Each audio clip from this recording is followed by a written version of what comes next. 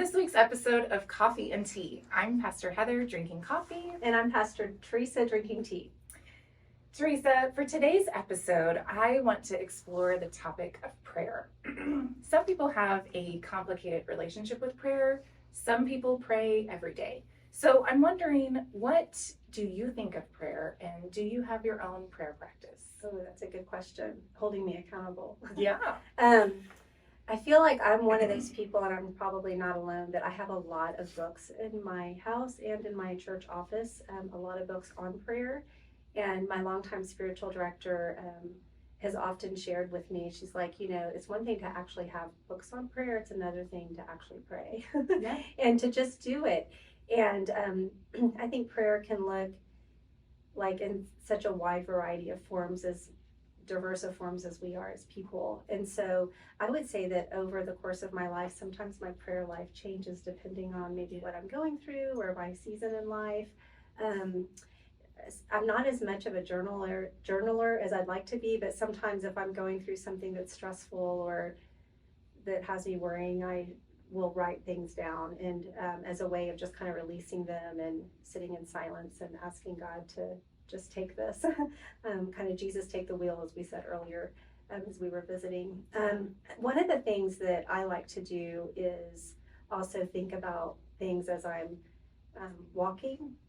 And this is going to sound really silly, but it's a specific prayer practice that has just been helpful for me. Is whenever I'm working with a team, when I was on the cabinet, I did this with everybody on the cabinet, and I haven't shared this with any of you. I didn't think of sharing it until you just asked the question, but one of the things that I'll do is walk around my neighborhood. I maybe don't do this every day, but at least a couple of times a week, I'll be thinking of everybody on the staff, and I'll kind of go around the table, and there's a Taizé song that's about prayer, and I will like sing that in my head and just kind of lift up that person, and just a word of gratitude, or if I think I know something's going on, just kind of holding that person before God. So prayer, again, is so many different things. I don't have as much of a petition type prayer life anymore. I used to do that more, where I'd be like, God, I'm asking you to fix this thing. And certainly I'll do that every once in a while if somebody's going through a hard time or healing for a loved one or a church member. But a lot of times my prayer is more just trying to be in the presence of God, to remind myself that God's already with me. A lot of people know I'm a coffee drinker, but I also like tea a lot. And in the evenings, a cup of herbal tea to just sit and read a few words, whether it's a psalm or a poem, and just try to, again, remind myself that God's with me. Gosh, I feel like I could talk 20 minutes on this, and this is not probably what you want. But one last thing I want to lift up is a quote that's always stayed with me from C.S. Lewis. He was asked one time, why do you pray? Because you can't change things. Or if you do pray, God doesn't always change things. And I don't want to dismiss that urgent petition type prayer that some of us have when, my gosh, when you have a loved one who's hurting, of course we pray out and we cry out to God, please heal, we need a miracle, and that's understandable. But I love how C.S. Lewis responds to these questions and says, I don't pray to change things, I pray so that I might be changed. And so that's why I think my prayer life has become more and more of a just introspective, like, how can I center myself better and be more grounded? Clearly on some days I do that better than others. But I also think, again, this is like such a rich topic, and I think we could do a whole sermon series or something on prayer study. But I'm also struck by, not long ago when we were talking about Lenten practices, Heather, you preached one Sunday on prayer, and I really liked what you shared that you had learned in seminary about different kinds of prayer.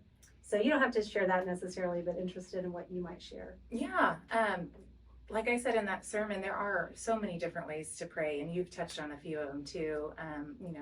Like a walking prayer, or praying the labyrinth, or the college prayer that is such an easy format. But something I did want to mention that I believe about prayer, and it's kind of plays off that C.S. Lewis quote, is that prayer is as much for us as it is about God, because I think there's something really powerful and beautiful when you hear somebody pray out loud and what is really on their mind and on their heart and how they express that and what they're thinking about. And so I like to encourage people to pray out loud. And I don't know if you've ever had anybody pray for you, but that can also be a very moving experience. So I encourage people to pray out loud as much as they can, even though it might make a few people uncomfortable, because it really can be a great thing, not only for the individual, but those around that are listening as well. I love that. Thank you. Yeah, well, this is wraps up another episode of Coffee and Tea. I hope you will join us next week. It will drop on Wednesday. Be sure to hit the subscribe button. Thanks, everybody.